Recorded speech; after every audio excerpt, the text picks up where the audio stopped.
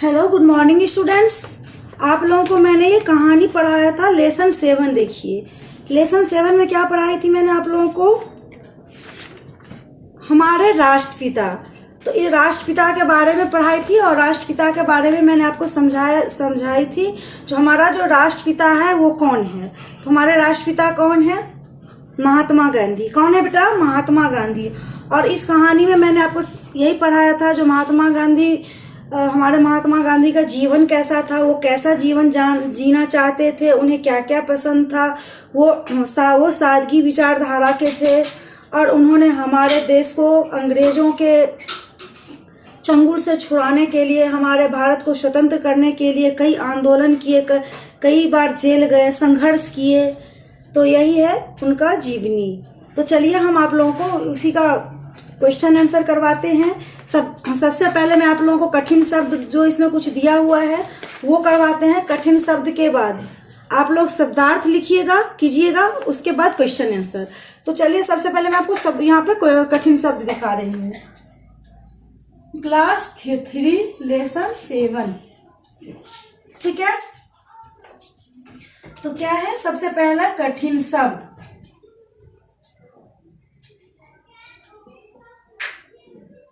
तो चलिए बेटा सबसे पहले कठिन शब्द देखिए क्या क्या है। राष्ट्रपिता, चैप्टर का नाम है राष्ट्रपिता,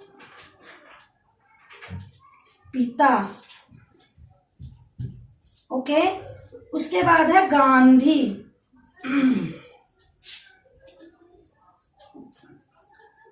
उसके बाद है बच्चों, ईश्वर, स्वतंत्र,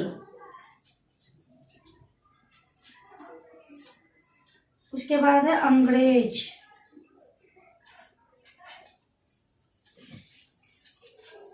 स्वतंत्रता, स्वतंत्रता, स्वतंत्रता। उसके बाद है विद्यालय,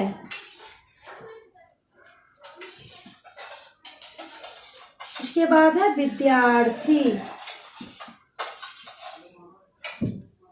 शिक्षक,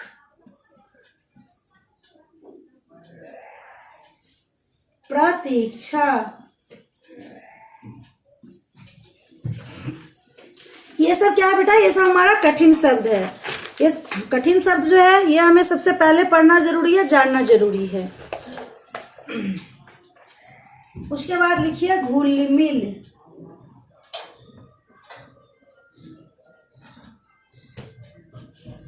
संकोच, मुस्कुरा, कुर्ता,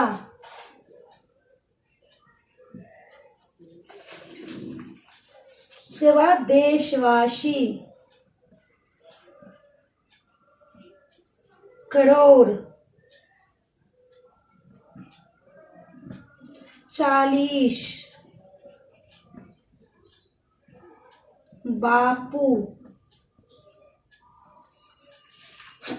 तो चलिए यहाँ पे देखिए, यहाँ पे क्या है, कुछ कठिन शब्द है जो कि इस प्रकार है, जो कि मैं आपको दिखा रही हूँ। है राष्ट्रपिता, गांधी, बच्चों, ईश्वर, स्वतंत्र, अंग्रेज, स्वतंत्रता, विद्यालय, विद्यार्थी, शिक्षक, प्रतीक्षा, घुल मिल, संकोच, कुर्ता, देशवासी, करोड़, 40, बापू।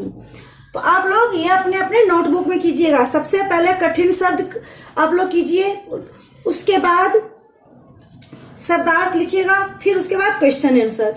ये कठिन शब्द आप लोग इसका प्रैक्टिस कीजिएगा, क्योंकि कठिन शब्द से ही आपकी जो डिक्टेशन होगी वो बेहतर होगी। आप लोग अपने मन से शब्द लिख सकते हैं।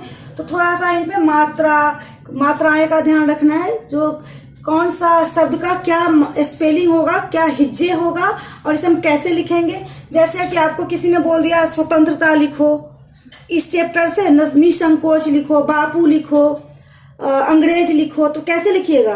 तो इसके लिए आपको चैप्टर का रीडिंग भी करना जरूरी है और इसे आप लोग कठिन शब्द भी थोड़ा सा ध्यान दीजिए। देखिए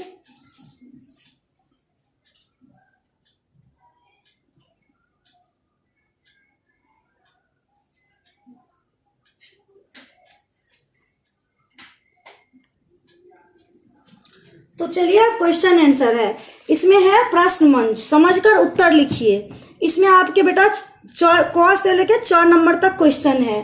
पहला क्वेश्चन है, महात्मा गांधी को लोग प्यार से क्या कहकर पुकारते थे? बापू ने बच्चे को क्या माना था? बापू ने देश के लिए क्या किया था? बापू की वेशभूषा क्या थी? बच्चों ने बापू से क्या पूछा? बापू ने बच्चे के प्रश्न का क्या उत्तर दिया? आपके ये 6 क्वेश्चन है। तो चलिए आपके हम क्वेश्चन दिखाते हैं बेटा, क्वेश्चन समझाते हैं। तो पहला नंबर क्वेश्चन है, देखो, प्रश्न उत्तर। तो क्या है? पहला क प्रश्न। पहला में क्या है बेटा? महात्मा गांधी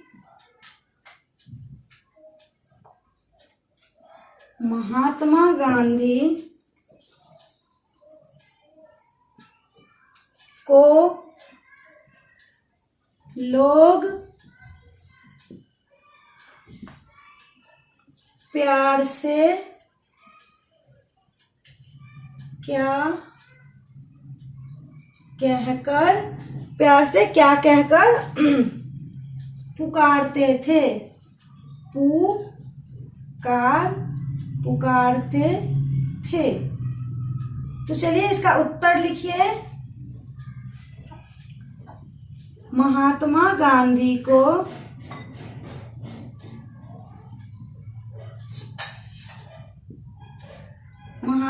गांधी को लोग प्यार से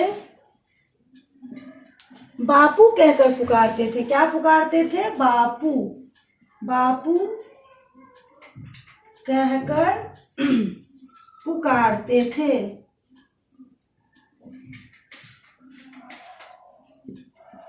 क्या कहकर पुकारते थे बेटा? बापू कहकर पुकारते थे। ओके, अब क्वेश्चन नंबर ख देखिए।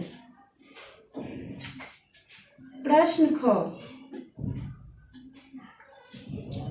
ख में क्या है? बापू ने बच्चे को क्या माना?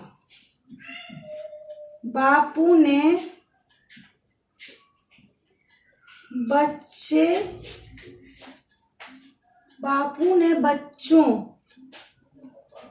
बच्चों को क्या माना? क्या माना था?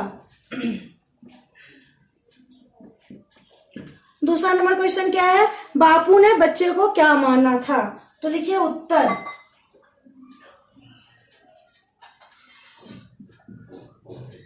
बापू ने बच्चों को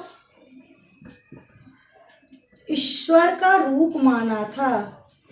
ईश्वर का रूप माना था।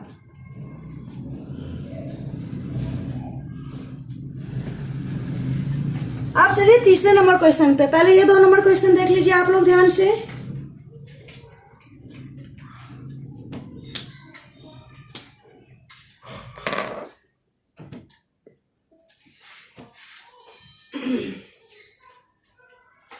ये देख लिए बेटा 2 क्वेश्चन। अब चलिए आपको मैं तीसरा क्वेश्चन दिखा रही हूं।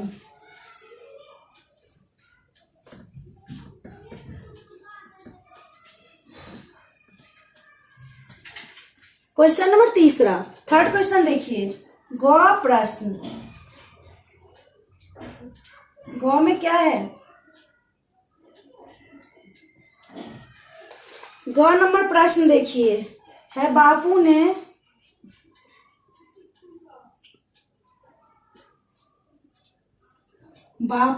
देश के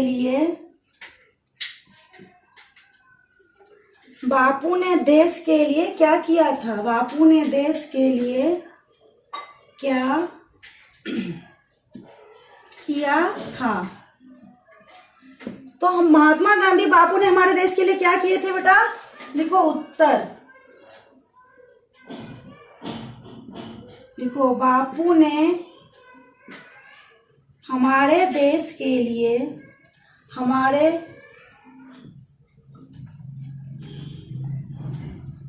हमारे देश की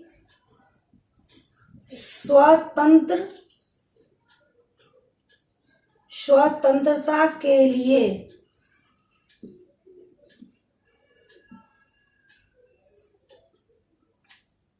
बहुत संघर्ष किए थे। बहुत संघर्ष किए थे। बहुत संघर्ष किए थे। घ प्रश्न। अब घ नंबर देखो है बापू के वेशभूषा क्या थी। बापू जी को तो आप लोग भी देखे होंगे। बापू जी की वेशभूषा क्या थी बेटा। वो छोटी सी धोती पहने रहते थे और ऊपर एक शॉल लिए रहते थे। तो चलो करते हैं। बापू की वेशभूषा बापू की वेशभूषा क्या थी। लिखिए उत्तर। लिखिए उत्तर में लिखिए बापू की वेशभूषा। बापू की वेशभूषा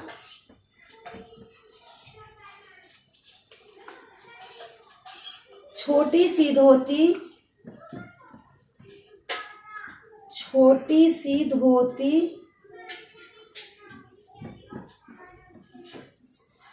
और शॉल थी।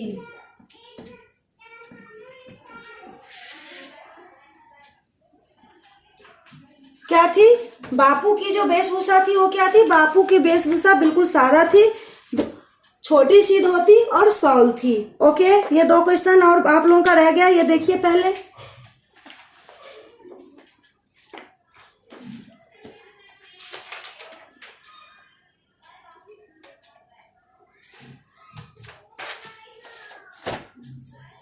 ओके बेटा, अब इसको मैं इरेज कर देती हूँ।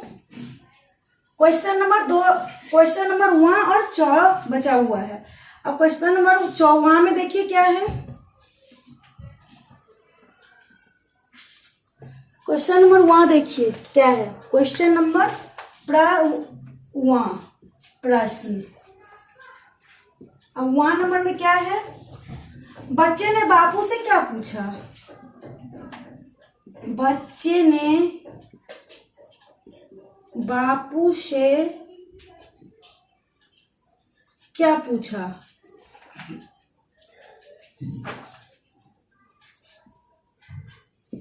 उत्तर लिखिए। बच्चे ने बापू से पूछा। बच्चे ने बापू से पूछा। बच्चों ने बापू से पूछा, आप नंगे बदन क्यों रहते हो। आप नंगे बदन क्यों रहते हो। क्या पूछा बच्चों ने बापू से। जो आप नंगे बदन क्यों रहते हो। उसके बाद 4 नंबर प्रश्न देखिए। लास्ट वाला क्वेश्चन क्या है बेटा। बापू ने बच्चों के प्रश्न का क्या उत्तर दिया।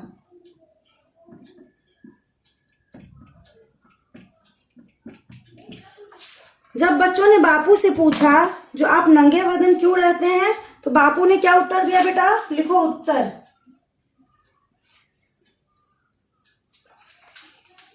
लिखो बापू ने बच्चे के प्रश्न का। लिखो बापू ने बच्चे के प्रश्न का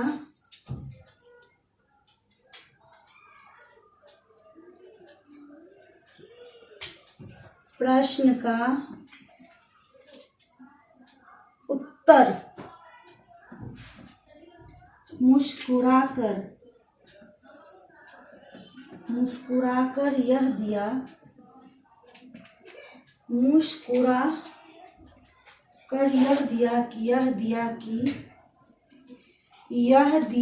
कि मेरे पास कुर्ता नहीं है। यह दिया कि मेरे पास कुर्ता नहीं है।